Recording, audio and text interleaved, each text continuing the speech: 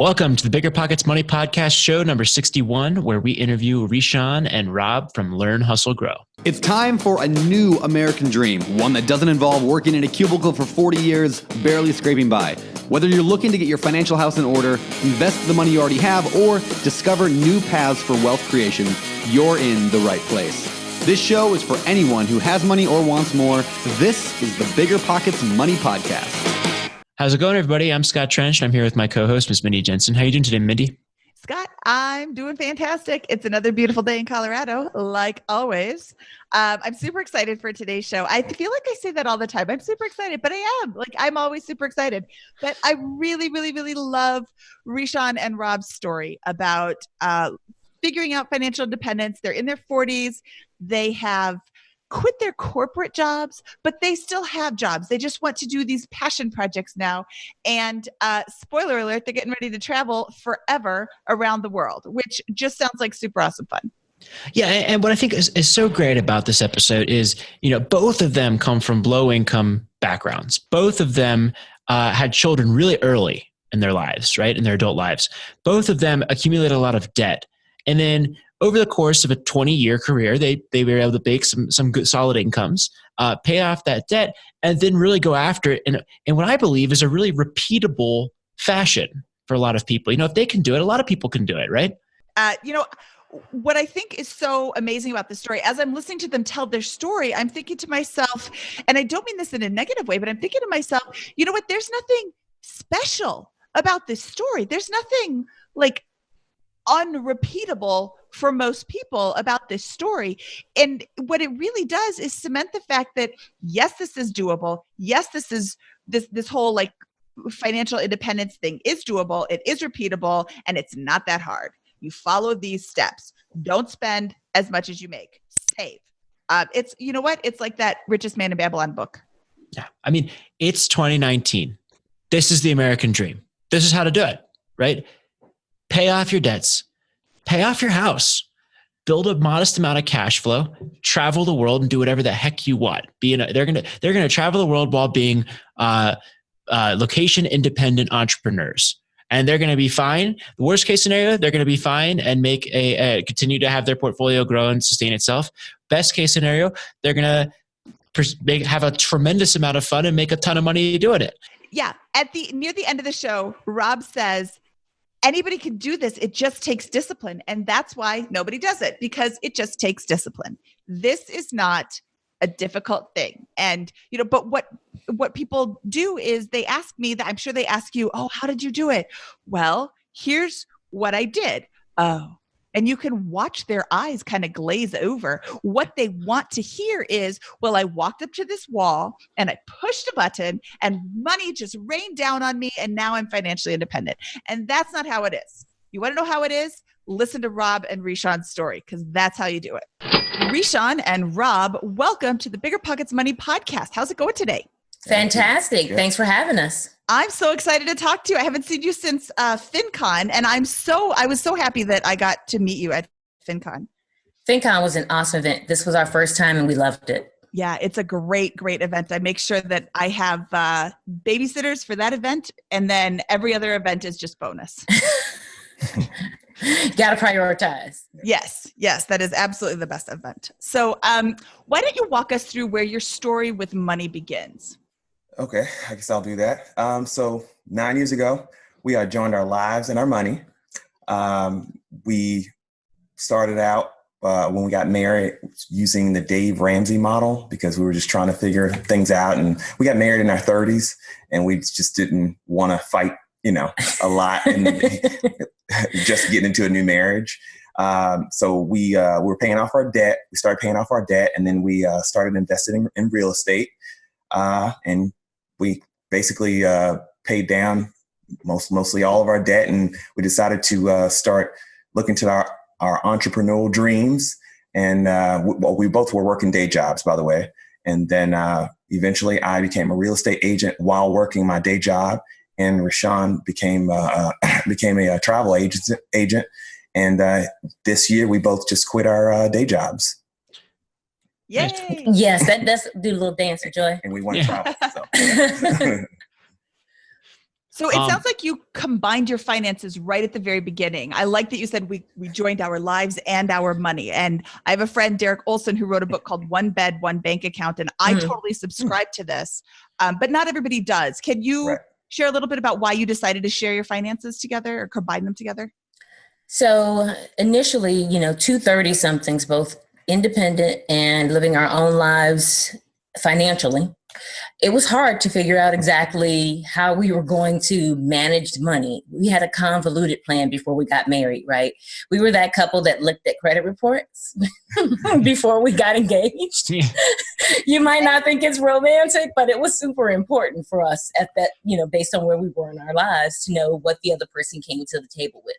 So we'd already looked at credit reports and knew that there were some things we needed to do there. So we just thought we'd have a percentages model.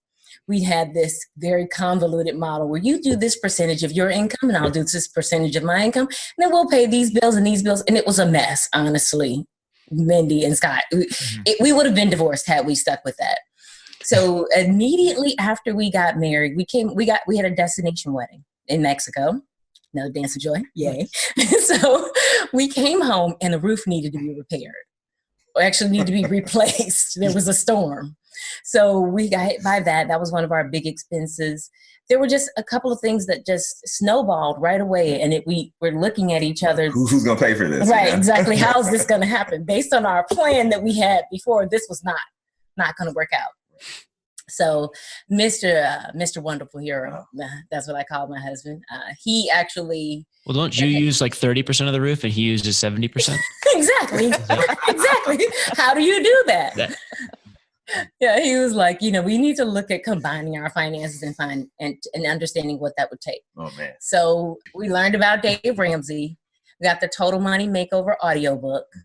We were married April 26th, and our finances were joined by June 1st. Yep. But we would not have been able to do it without Dave, honestly. Yep. Yeah. What was your kind of like savings rate and what were you kind of doing with your money after you joined finances? What was your kind of approach there? So when we first got married, neither of us were saving anything. Well, outside of retirement accounts. Let me rephrase that. Right. We were both saving in our 401ks. I was almost debt-free with the exception of my car note, which I paid off a few months into the marriage. And of course, the mortgage on that initial home.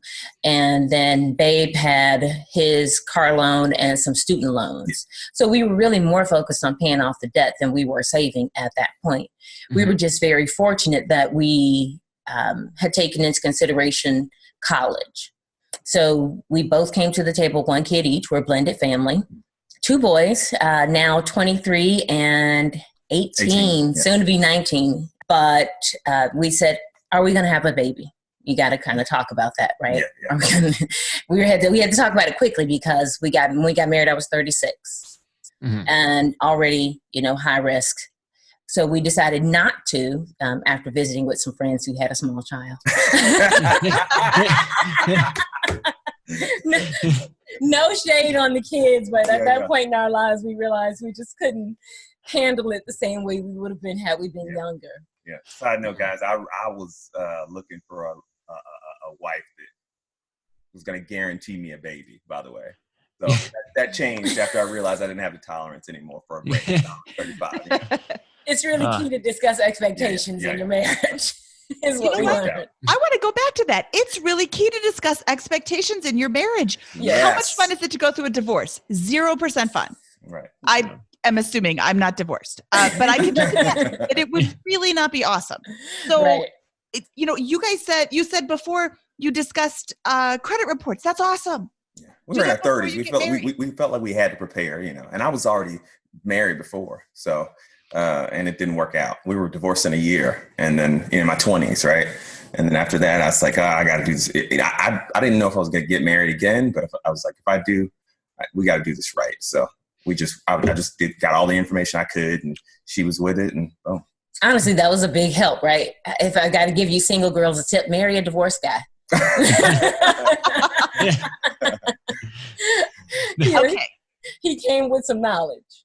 Well, you guys said you weren't saving, but you're paying off debt. But that is saving, right? That's you're taking a percentage of your earned income and you're not spending it. You're applying that to build your net worth. In this case, paying off getting back to zero from, Right. or at least it's getting some of your debts down to zero. What percentage of your income would you say was going towards that in some capacity, building your net worth or savings or paying down debt?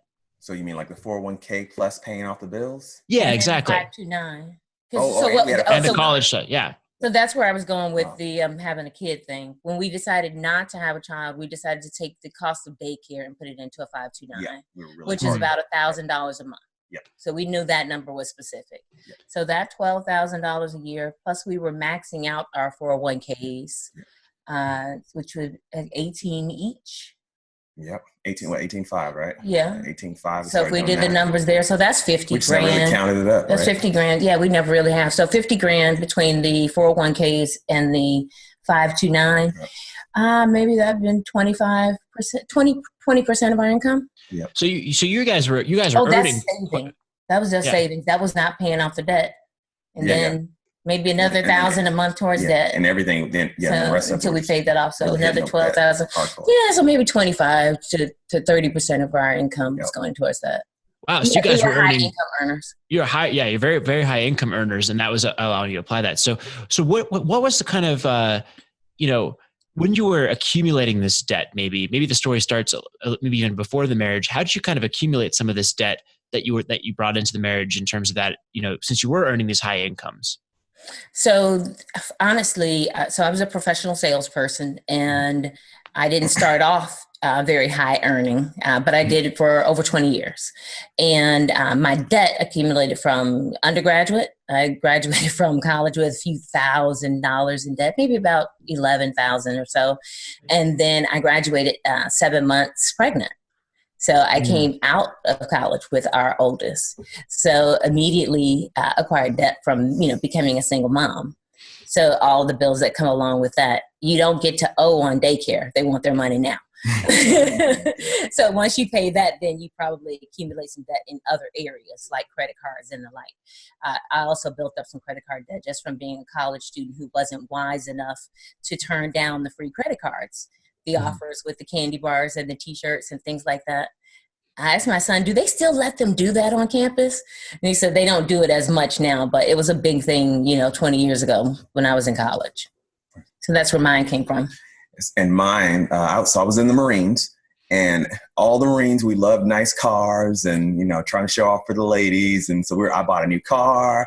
I was running up credit card debt, constantly dating and stuff. And then I had a son, and I was living in California too, by the way. That San Diego, that was in itself was a killer. And then I, like I said, I had the school loans. I had about 28,000 in school loans after I got my IT degree. So just, all that, the car, the kid, the school loans, and I had never, it's my fault because, just as soon as I started making any kind of money, then I was out spending. I never had any money and I was just excited and getting credit cards. He was making it rain, guys. Yeah. I got credit cards, they were offering it to me in the Marine Corps and I was taking it. So what was that moment where it changed, where you decided to change that pattern of spending and begin paying off the debt? Was that because your income shot up suddenly, or was that because you decided to go and approach your money differently, or how did that kind of work? Well, so before I met Reshawn, what happened was I got divorced. That's what changed. I got divorced. Everything was in my name. The majority of it was in my name. And I was in the hole deep, guys. Really, really hole deep. And I said, man, how am I ever going to, and I was getting denied for everything at that point. I said, something's got to change. So I was really hustling, trying to pay off all the separate cards and separate debt or whatever. And I had like several charge offs and all. I just, when I actually looked back and paid attention to everything, got my credit reports that I had never done before, got all three, from like annualcreditreport.com and all that. And then after that, that's when I realized I gotta make a change and get myself together. And then in the midst of it, then I met her. So, okay. So you'd already made the shift to begin paying all these debts down. I assume rebuilding credit score. Dave Ramsey's mixed in there somehow. I imagine. Yeah, till I met her. Yeah. Oh, then okay. And then, so is there an acceleration point once you guys meet and you begin working towards it? Okay. Yes. And that's spurred by Dave Ramsey to some degree, or alignment on that kind of thinking, or how's that kind of work? So we both came, like I said, to the table, a spender and a saver. I'm pointing. So at that point, I'd already discovered, just as a single mom, that, debt wasn't going to be acceptable as far as being able to manage our lifestyle just for me and my son. I relocated from Chicago to Dallas, which gave us a much lower cost of living. That was a big help as far from on my side of things, as far as getting my stuff paid off sooner. He relocated from Virginia to Dallas. So neither one of us are Texas natives. And once we met and had to combine our own money, that's when Dave Ramsey kicked in, and we had a bigger plan. We understood that there was a bigger picture beyond just managing day-to-day balances. Okay. And I guess did you cut back on like going out or anything like that? Or did you change any of your lifestyle besides that move? Or was that move kind of the big to Dallas, kind of the big catalyst there? Do you think? I was really amped up when I first started listening to the audiobook, and we were like really on board, and we still went out and stuff. We just kind of made sure we watched everything we did. And we kind of, said, oh, okay, we'll go out like twice a month or whatever. And we'll use the bulk of our money to pay down, whatever bill we started. Like we started out, we had a whole list of them. We started out with this, small cards, and kind of went, just to get a couple wins, like he says, a couple wins and pay off a card that's like, I don't know, $500, and then eventually build up to the bigger bills. And we just kind of did that way. And we kind of held back on just spending. Yeah. So we actually created a budget. Yeah, we did. We did create. We actually created a budget after going through Dave Ramsey's Total Money Makeover, and we got together every month to talk about the budget. And we still do. And then we got together every quarter to talk about bonuses. Being a professional salesperson, I received quarterly bonuses, which is why it seemed as though we didn't spend while we had a smaller percentage, because the quarterly bonuses, you never knew what they were going to be. Yep. Right. And so we were able to, purchase our cars in cash and things like that. Once we realized that we didn't want to have long-term debt, but all that came from starting with the budget and creating a plan to pay off the debt we had over a period of time. Got it. So how long did it take you to pay off all that debt? So we paid off were your student loans the last thing we paid off? Before we paid off the house. We just paid off the house this year, but the last debt we paid off your student loans. And were we in this house at that time? When we paid off the student loans? Yeah, or was it before we got here? I think that was before. So 4 years. Yeah. Mm-hmm. 4 years to pay off all the debt. And at that time, we're still saving in our retirement. We're still saving in the 529s. Yeah. Got it. You've mentioned 529 a couple of times. Can you talk a little bit about that? So there are two vehicles for college savings, one of which, and the 529 allows you, there's no limit on how much you can invest in it. So we chose the 529 college savings because it's not only was it limitless as far as what we could put in, it could also be reassigned to any family member. So once the oldest one's done, and he just graduated, we can now assign the funds in that 529 to our youngest to use when he's ready to go to college. And we also get a tax write-off, depending, of course, on your income and whether or not you qualify for that, but you get a tax deduction for that as well. Awesome. Once you started paying off these debts, what was your kind of investment philosophy? How were you applying the funds that you were saving then? So we were focused on paying off the house because we were our first home, because we were on Dave's plan. But Rob had the vision of being a real estate mogul. that was his vision. Listen to those BiggerPockets guys. Yeah, he was listening to BiggerPockets long before I knew who BiggerPockets was. Like 5 years. Yeah. And so he wanted to be a real estate mogul. And I thought, well, let's, worry about this house. Well, we'd gone out to start looking for a real estate investment, right? We were going to use our emergency fund. We'd actually accumulated 6 months in our emergency fund. Oh, yeah. 6 months expenses. And now it was time to go shop for a rental property. And that's not how Dave advised it. But this is what we decided to do. So we paid off our mortgage to the point where it was only $70,000 left on the primary residence that we had at the time. Oh, we went shopping for a new place, and interest rates were down, but the prices had started to go up in our market. That's when the interest rates were like 3%, guys. Yeah. So what year is this? What year? That was 2013. 2013. We were looking into it like when it first, when the market crashed and everybody was terrified, 2009, 2010. And we waited. And then as it started kind of rising back up, we were like, oh, we got to get in. There's several houses. No, when he says we were looking at it in 2010, he means he was looking at it in 2010. Let's be clear, guys. I was not yet on board with this vision. There's 4 houses that are foreclosed on our block. And I said, uh-huh, 4 people. I was, look, like, what's his name? Buffett says, jump on it when there's blood in the streets. And that's when I saw blood in the streets, guys. Yeah. And what I saw was fear. So in 2013, we went out to look and prices had gone up in the market. And I said, oh, wow, these prices have gone up so much. Maybe what we need to do is actually look for our next primary residence instead. Based on what I see with these interest rates, we could we could get a great rate on a bigger house and, get the nicer home. Because when we got married, he moved into the home that I already owned, which initially he wasn't comfortable with the idea, but we paid to have, that's one of the things we did. We upgraded the home. Yeah. We had it freshly painted. We purged the closets. We did the kitchen and the bath, all that to try to make the existing house seem new, right? Mm-hmm. For couples who are making that decision as to whether or not they should buy a house when they get married. We just upgraded the one we had and we stayed there for 4 years. Went out and looked and found our new house, the house that we just paid off now. We found that house and we turned our first primary residence into our first rental. Right. And that's how we got into the real estate thing. That was the beginning of our real estate investing. Okay, let's dive into that. So when you decided to keep that first home as a rental, what did that look like? Did you do anything to special to do that? Did you analyze it as if you're purchasing a rental property? You just kind of stick a tenant in there?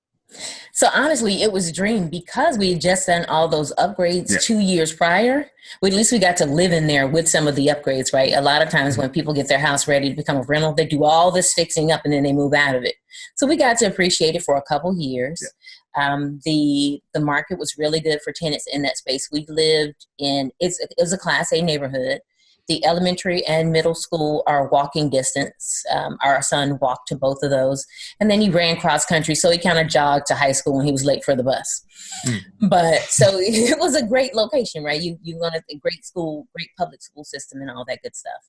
So we just found a property manager and put it out there. We only owed 50% of the mortgage at that time. Yeah. So it was cash flowing like crazy. $70,000. Yeah, we bought. It was like $150 when she bought it. Down to $70,000. We paid on it for 10 years, right? Yeah. So 5 years with her, and then when I moved in, 5 more years. Yeah. And then it was down to 70, and we refinanced it, and at 3%, right? With a VA refinance package. So being that we're both veterans, there at the time there was a refinance package with no closing costs. That's awesome. So this is awesome. This is a huge leverage point. So it sounds like at this point you hadn't accumulated a lot of liquidity with which to invest, right? Nope. So you take your house, which you've been building liquidity on, you fix it up, you reappraise it at a higher valuation, you cash out refi, and now you have a chunk of change that you can go out and invest. Or we didn't cash out, Scott. You didn't cash out. No. We refied it at the 70 grand, and we just took the higher cash flow. Yep, I see. We didn't know about cash out refi. Yeah, we got it. I had not yet started listening to BiggerPockets. Right, but we did learn that part. We did learn that later on. Yeah. Either way, though, the point here is though you turned a significant chunk of your net worth into an income producing asset, right? Which is now capable of sustaining more, financial freedom, right? In a certain extent, and a lot of people are unwilling to do that, right? But that's a kind of a very, I think a major step if you're thinking about doing this, and you're well into your career and you've got a house, redeploying that equity. I usually think that a house doesn't really count toward financial freedom unless you're willing to do what you guys did and kind of go into that. Yeah. So what happens next? So like I said, that house was cash flowing like crazy once we refied it at a 15-year with a 3% interest rate. It was only $70,000 and the house rented for $1,600 a month. Yep. So we got great cash flow. And what we did was we kind of reinvested that in the real estate account, so that we would have money that would build up for repairs and things like that if we needed it. Mm-hmm. And also, then we purchased our new primary residence, which I didn't want to do, by the way, because that was double the price. $300,000. Right? But I wanted to stick at the 150 and just get small rentals, right? But it worked out. Yeah, exactly. So he didn't want to, but newer house. It was, But he was down with making me happy is what it really boiled down to. So we purchased our larger home on another 15-year mortgage. Is this your current home? Mm-hmm. Yes. The home we are right now. Lower interest rate, 2.85%. Right? Yep, something like that. God. And then we did 10% down. And we just decided it was time to buy our next rental. So we moved into this house in 2013, and then the same year did we buy another rental, or did we wait to 2014? I think it was next year. We bought another rental maybe the next year because we kept our primary. In 2014, we went shopping for another rental. Over that period of time after we purchased this home and between purchasing our next rental, we replenished our quote unquote emergency fund. Oh yeah. And every time the emergency fund reached 6 months, we were out to go shop for a new rental property.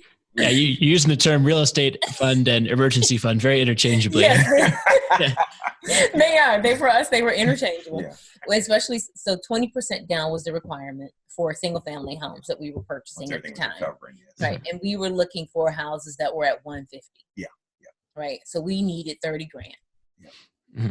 So we would save this money, go shopping for the next rental. Yeah, we were amped after that first one. So we were able to do that successfully 4 times before the market changed. Yes, in our area. Yes. Yeah, the market changed, the prices went up, and I was like, babe, it's time to get your real estate license. Yeah.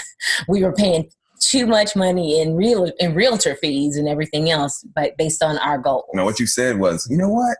It'd be great if one of us got our license. I see. You know what that means, right, Scott? Yeah. One of us that isn't me. Right, exactly.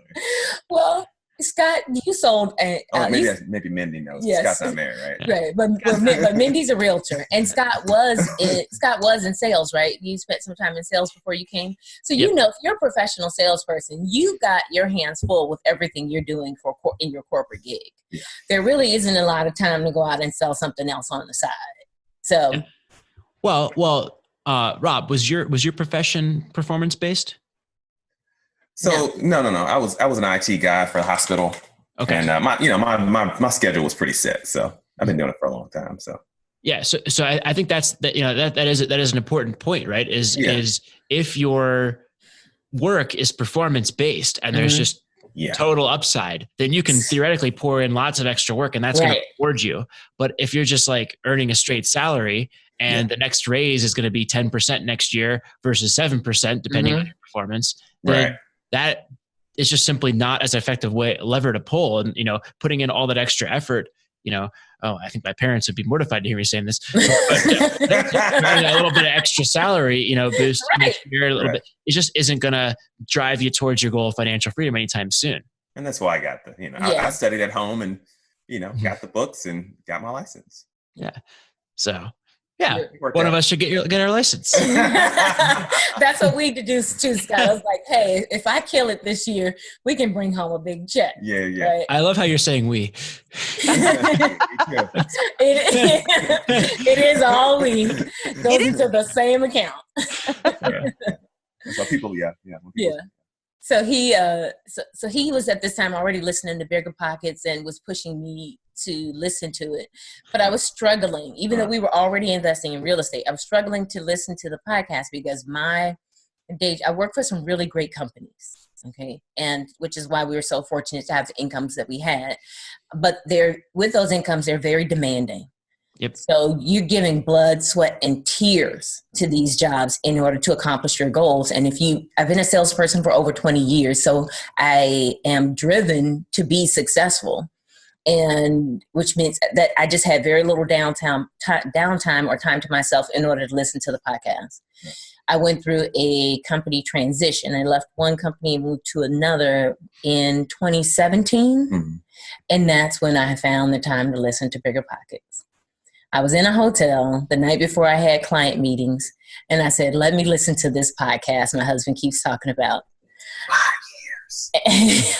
I didn't know if it was that long, but he's probably right. I thought it was like 2 years. Anyway, I listened to the podcast and I started to text him, oh my God, this is amazing. Yeah. We can do this stuff. This cash out refi thing. Have you heard about illegal. This? I was like, we could so amp up our real estate business if we started to, look at some of these principles. Yep. And kind of from there, everything changed. Yeah. Like I said, we'd already been investing for 4 years at that point, and it still made a huge difference. Yeah. So how many rentals do you have now? So as part of the strategy we've learned from BiggerPockets and Brandon and Josh and you guys, we actually converted one of our single family homes we did a 1031 exchange and converted it to a small 6-unit multifamily out of state. This year. Awesome. Yeah, so we completed that. So we recognized that we needed to focus on the number of doors versus the number of units. That was a change in strategy we made. We have 4 in our primary residence. Yeah, we have 4 in our primary residence. We sold one and went to did the 1031 exchange and did a 6-unit out of state. Then we did a cash out refi on our first property, which at this point was paid off. Yeah. This is a single family home. Yes. That you guys lived in previously. Yes. Yep. It has gone up in value significantly. It has appreciated. Yes. We did a cash out refi for the original 150 and paid off our current residence. Yeah. Not everyone would agree. We know. We know, but they're like, you could use that money to buy more properties, but we just wanted the opportunity to go down the entrepreneur route without the stress of having our primary mortgage. So that's really interesting. So you guys in your mind separate debt on your primary residence versus in your rental properties. Yes. And you chose to pay off your primary residence and treat the other one like an investment, right? That's fascinating to me. Yeah. Our rental properties have never been vacant. Outside of a month, maybe 2 on that first property. So we have been very fortunate. We have a fund to cover vacancies if we need it. We do have that money in an account, but they cash flow and they pay for a property manager. They're and really good areas. Really good areas. The mortgage is always paid. Right next to schools. No, but they're never empty. So, yeah. So since we haven't had any of those issues, we thought, well, we don't have to worry about those as much as we do our own residents. Right. It's like this is the biggest liability, We were just like coming out of pocket with that big chunk of money every month. We were like, man, But you're still coming out with that same amount of money. Just it's coming out of the rental. It's coming out of the business now. Yes, it's coming out of a business account. Right. Okay, I see. It goes. They get paid automatically every month. Okay, so there's this huge argument on BiggerPockets, the website BiggerPockets.com. Yes, we're on there. We know. Should I pay off my mortgage or should I not?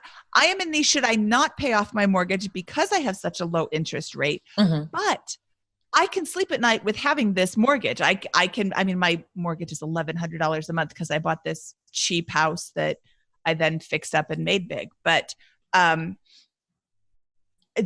I think it's really important to point out that you guys are approaching this in a systematic way. It doesn't sound like you're over leveraging yourself, even on the rental properties. No. Your rent coming in more than pays all the expenses and the mortgage of the property. And I think that's really important to point out because a lot of people will hear this kind of story and say, oh, I could just mortgage myself to the hilt. Well, what happens if, that school burns down or whatever, and now nobody wants to live in your area and you're stuck with all these mortgages? It sounds like you can still foot those bills for a long time before you would have to, really scramble. Really conservative. And I think that's really important to point out that, you're doing this intentionally. And look, if you want to pay off your mortgage, if that helps you sleep at night, if that helps you pursue entrepreneurship, Yes, then go for it. Anybody who tells you different is wrong. You tell them I said so. So how much cash flow is your portfolio producing? Is it enough to live off of at this point? So it's not enough to live off of. But our mortgage for this primary residence was $2,600 a month because we had a 15-year mortgage on a $300,000 home. Yep. So that's $2,600 less that we have to worry about. Yeah, covering each month. Right. That's what I meant. And we call it cash flow. I think that's great. I think that's great. Yeah. And that's coming out now. And you refinanced, I assume, with a 30-year mortgage, so that had a lesser effect on your cash flow from your rental, or is that also correct. 15? Okay. That's 30. Yeah. So the move was designed to free up a lot of cash flow. Yes. Right. And you guys are now leveraging that cash flow to make a lifestyle change, right? You've left your jobs, right? Right. So what's can you walk us through that process? How'd you feel comfortable with that? Was that a combination of cash flow, savings, and low expenses, or? Yes. Is that So all of that. Yeah. So after over 20 years of being in sales, you can certainly get burnt out. If you've done it for any amount of time, I know people who've hung in there for 5 years or less before they made career changes if they started out in sales. So after over 20 years, I wanted a career change, but I did not want it to impact our family's lifestyle to the extent that we'd have to leave our home or sell our home. That's always possible. You could, there are people in the fire movement that are, selling everything. We weren't at that point in our 40s. We're comfortable where we are and wanted to be able to stay where we are, but still make the change. So paying off the house allowed us to do that. So as a travel agent, you actually don't make any money until after the person takes a trip. So just a hint. So, if you want to become a travel agent, there's no upfront money. Makes it sound like it's hard to get in and then hard to leave. Exactly. So, I enjoy doing it. I have an opportunity to help people, plan the vacations of their dreams. I get a lot of travel perks, and we like to travel. So that was a big driver. Right. That was a big driver for us. What we looked at was, what are we working for now that the oldest one is out of college and the youngest one is still trying to figure out what he wants to do? So now why would I stay in this job that's very stressful, physically, stress-wise, taxing? Why would I stay now? What is the motivation to stay? And that was it. Once we figured out that we could, get our bills low, because the rest of our bills are about $500 a month. It's real next to nothing. Yeah, we haven't had car notes in 8 years. Yeah. You spend $500. So wait, hold on. Your total expenses to fund your lifestyle are what? No, that's for our household expenses. Oh, household. For our utility bills and car insurance and things of that nature. It's about $500 a month. And then if you look at our grocery bill and restaurant is the biggest expenses. The biggest things now, right? Right. So, but you can do that because you live almost for free. Right. And you get around almost for free. Yeah. Right. So that's probably between groceries and eating out. We're still another between $300 and $400 a month. Okay. And, there are plenty of people who do it for less. Plenty of people do it for more. $800 a month are your living expenses? Like 1,000, right? Yeah, about 800. Yeah. That's $12,000 a year. Yes. This is brand new to us, though, the guys. This is just this year, right? So, but we've been calculating like what? I mean, why it changed from here to here? So. It doesn't include any vacation or anything. Right, and that's what we're working on now. Any travel, just to live. If we didn't go anywhere, that's what it would cost us to stay. Yes. Yeah. Well, but I think that's important. Travel is extra. If something happens, catastrophic, you could work at Starbucks and health insurance. Not McDonald's. Not McDonald's. Starbucks. Right. Costco is a really good employer. And worked at McDonald's. pay all your bills. I mean, maybe you don't get a lot of travel out of it, but you can still pay all your bills. I love that your expenses are less than $1,000 a month. No, and let me add something to that, because there's somebody from Texas who's going to listen to this and go, they have high property taxes. And we do. We do. Our property taxes are about $8,000 a year. So add that $8,000 really to the $12,000. We're more like $20,000. It's about $2,000 a month in expenses, which does seem like a minimum threshold that you can relate to. Like, it's like what you probably need to do to live a baseline, a baseline there. And it sounds like you guys are able to do that very happily. Yes. Yeah, we are. Now we're looking at the fun stuff. So. Well, thank you for clarifying that, because yes. If any Texans listen to your show, somebody would have, somebody would have called you out on that. So thank you for addressing that in advance. I can't promise that nobody's going to call you out anyway. Do you consider yourself financially independent? Where are you on the FI path in your mind? Oh yeah. Yes. Oh yeah. So we have for us, it was just the ability to leave our corporate jobs to pursue the careers that we wanted. Right. I've always wanted to do something more entrepreneurial. Yeah. But once you've earned a certain income, you have lifestyle creep, and you build a lifestyle around that income. Mm-hmm. Makes it very difficult to pull out and now start entrepreneurially and make nothing. So the real estate investments we've made and the properties that we've sold even have helped us tremendously. And so you asked us earlier what we have left and what we have now in real estate investments. We have 2 single families and a 6-unit apartment complex. So we're at 8 doors. We went from 4 doors to 8 doors in 1 year. Ooh, double yourself. Awesome. And then next that was awesome, right? The goal was 15. Yeah. The goal is 15. You know what? I like the modest goal, because there on the real estate podcast, I have co-hosted or guest hosted, I guess is the right way to say that, a couple of times. And on the BiggerPockets real estate investing podcast, which is available wherever podcasts are, people there seem to have this most people have this like giant goal. I want to own 1,000 doors.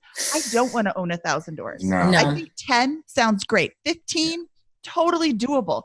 You're not going to go crazy unless you get terrible tenants. You're not going to go crazy with 15 doors, whereas 1,000 doors just like seems so overwhelming. And I think a lot of people who hear that, who maybe aren't just so crazy about real estate like all of us are, might be like, oh, forget it. I can't do real estate if I don't have 1,000 doors, and I don't want 1,000 doors. You can do real estate with 1 door. You can do real estate right now. You guys have 8 doors, and it allows you to live the life that you want. Right. Yes.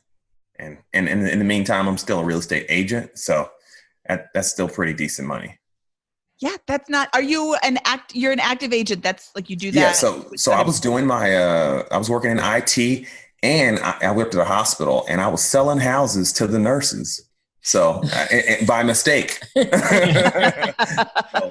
Not by mistake. He talks about real estate to everyone. I do. Anybody who will listen, he is telling the real estate especially story. If they want to be an investor. I mean, so then I was like, hey, I am your investor real estate agent. And they're like, wait a minute, have you invested? Well, as a matter of fact, I have this amount of houses. What? You must be rich. No, I'm not rich, but I can help you get there. You would never believe he had never sold anything before.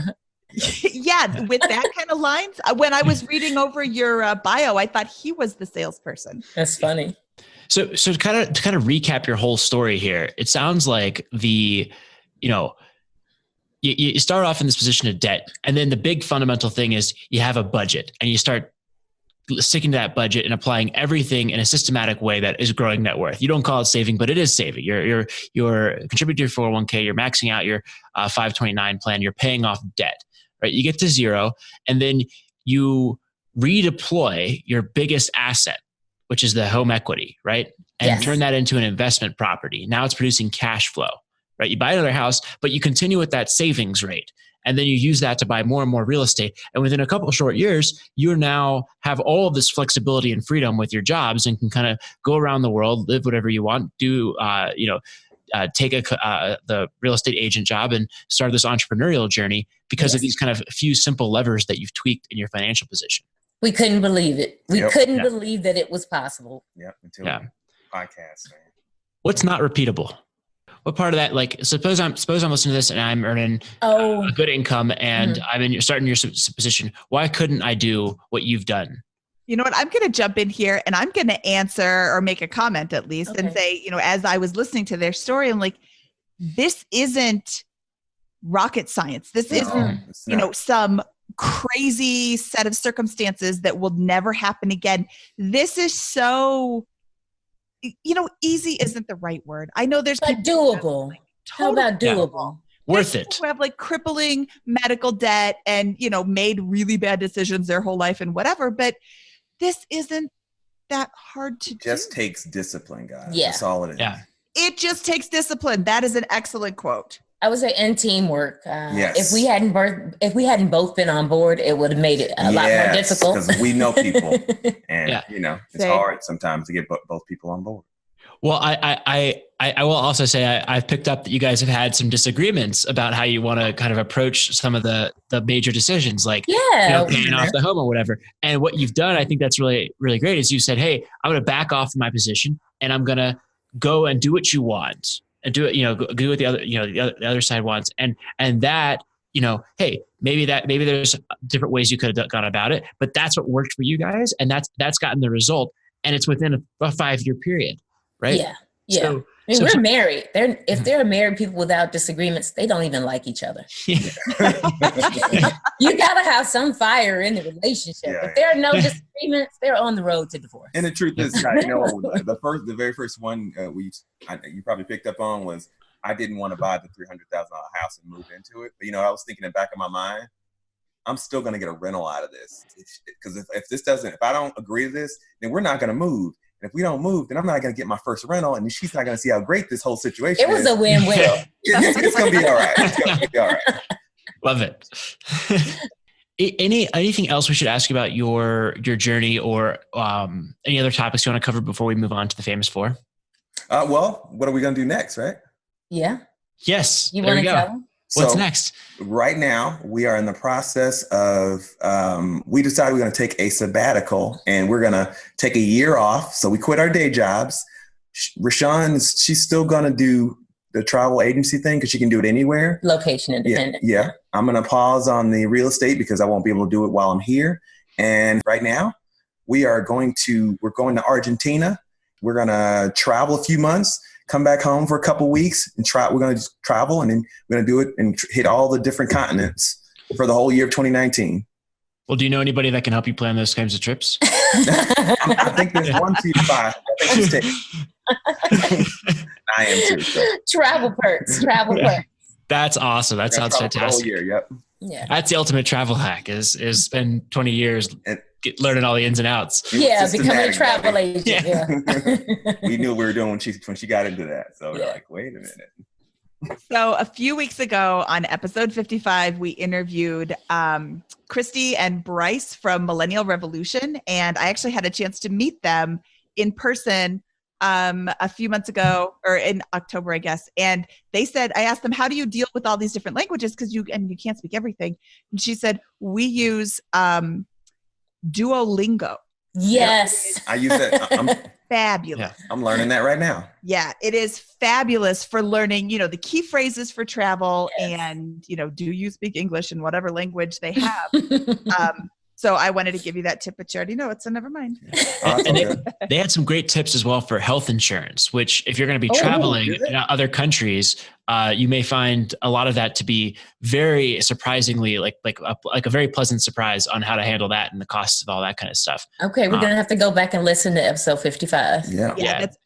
You can find that at biggerpockets.com/moneyshow55. Cool. All right. Apparently health insurance is this huge deal if you're trying to earn a huge income and leave. But if you don't have a high income, there's a lot of really good options. And then if you want to travel the world, man, they were getting away with murder on that. There was honestly what we have discovered is the less money you make, the better deal you get on health insurance. We're going through that right now. We're trying to figure out what we're going to do as far as that after leaving corporate right now. Yeah. We've had to make we have to pay more now, but we'll pay less later because our income will go down so much in 2019. Well, once you're traveling, they have this plan that'll cover you if you're in the United States less than 6 months. You can get a plan for the United States. If you're going to be, all over I think they were paying something like $20 a month. Oh, wow. For insurance outside of the U.S. Wow. So definitely go back and give that episode a listen. Lots of travel tips in there. Definitely have to check it out. Okay, it is now time for the famous 4 questions. These are the same 4 questions and one command that we ask of all of our guests. What is your favorite finance book? And you guys can each answer separately. Ooh. Okay. Yeah, so many. You can go first. No. Favorite finance book. I got it. Yeah, I don't Set know. for Life by Scott Trench. I love that book. Plug, yeah. we actually we gave that one to our 23-year-old. Yep. Oh. He's reading it right He's now. reading that one right now. Thank you. Yeah. Yeah. It went to your But, 18-year-old too. Right. Yeah. So we have given we've actually told everybody about Dave Ramsey's Total Money Makeover. We've given that one away actually in the audiobook. We think that's a great place to start if you are, if you're in the beginning. Love the Millionaire Next Door and the Millionaire Real Estate Investor. I thought we only get one. Oh, sorry guys.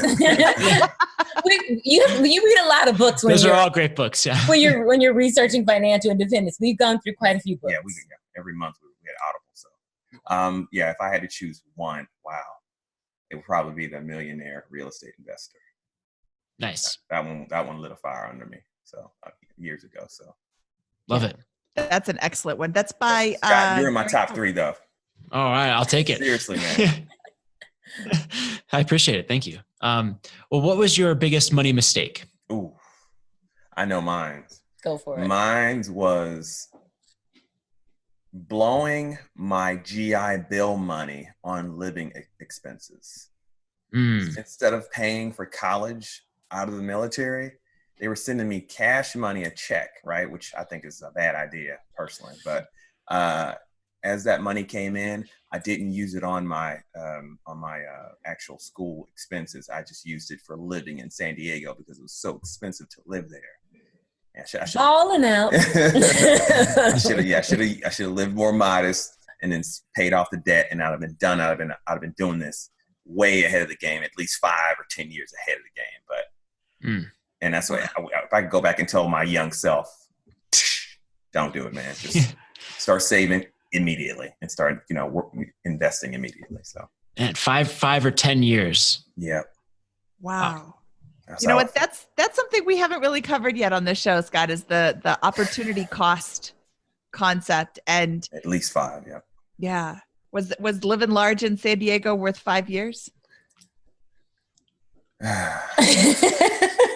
I'm not ready. She can see your face, by the way. We turned off the video for our side. It was good. But now that I'm older and I'm 43, I would give it up. I would, because I believe, I think in the end, my opinion, in the end, all the fun stuff comes. If the earlier you get done with this, and the earlier you're out of debt, and the earlier you invest, the more fun you can have earlier. Like, our kids think we're super young. They're like, you guys are way too young to be traveling the world and doing this in your 40s, right? And I imagine if we could have did it in our 30s, right? So our son's best friend told us that we were going through a midlife crisis. Everybody think we're crazy because everybody's used to the status quo, right? Go to work till you're 60 something, and then But no. So biggest money mistake, trying to get us back on track. Sorry, guys. Biggest money mistake for me, I'm sure, was the credit cards in college. Becoming a mom early helped me to avoid a lot of money mistakes, honestly. So, people advise you not to become a young parent.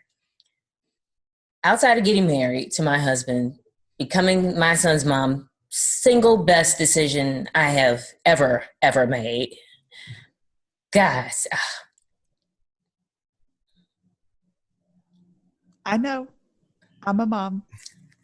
So whatever foolish mistakes I would have made were cut off quickly because now I'm somebody's mom.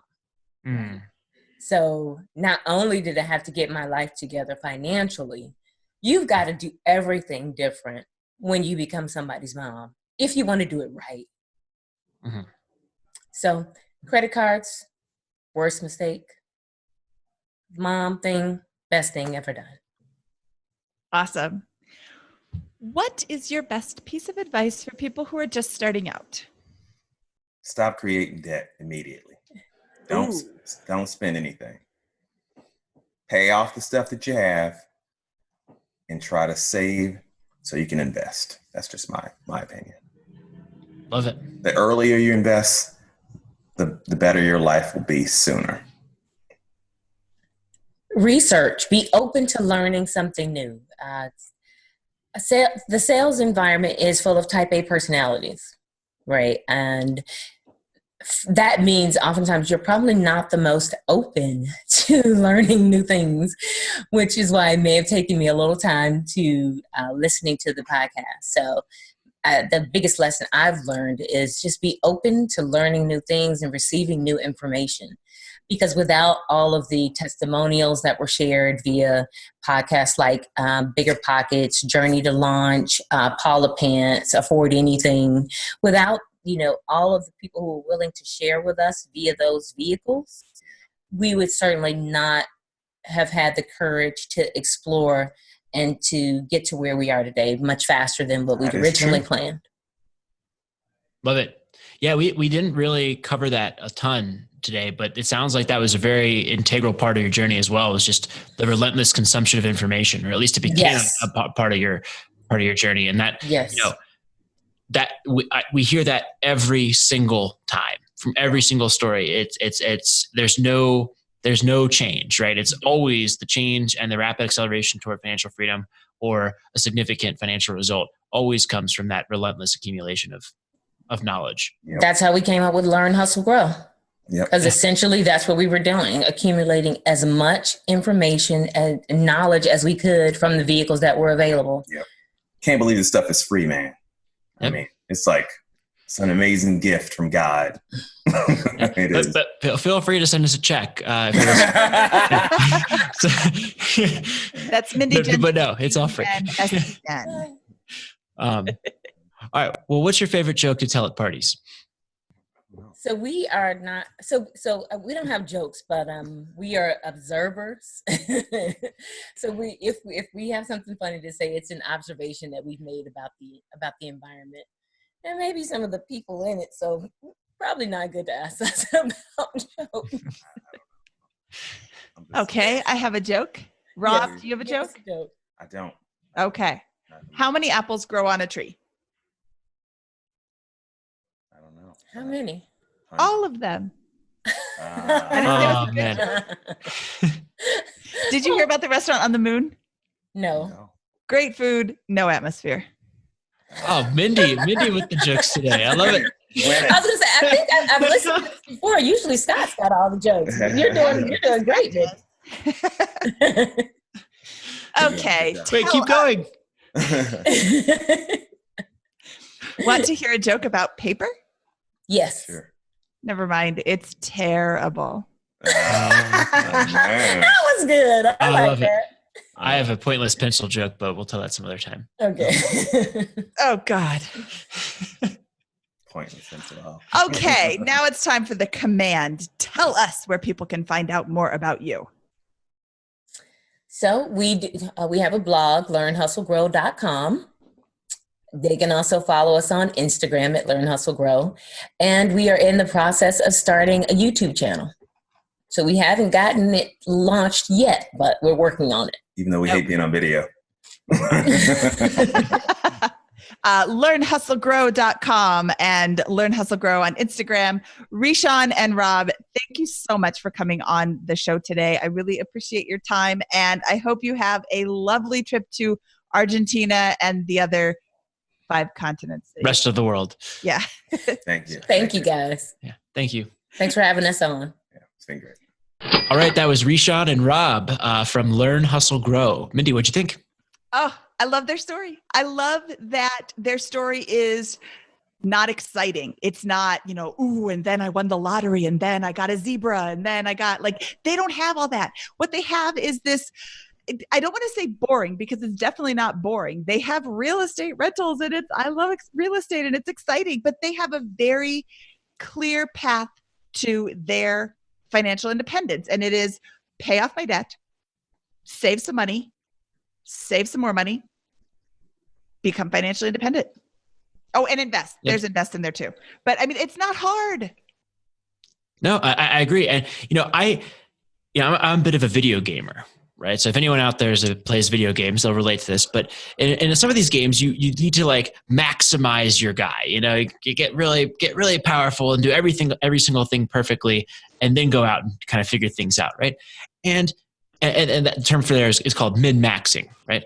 And that's what a lot of people we hear about on the show here do. They'll literally just go all out, cut everything out, and then invest in the most optimal way that they possibly can with a few very minor variations on it and go after it, right? And they didn't do that. They made solid decisions one after the other. They made trade-offs based on what the other partner wanted with in terms of what they want in their life. And they got there, and they're in a golden situation and extremely happy. And it didn't really make that big a difference because they got the few big things right with their housing choice, with their saving their income, and with focusing on producing some sustainable cash flow. You know, like, why do we make it so much harder than it has to be with some of these other episodes? I don't know.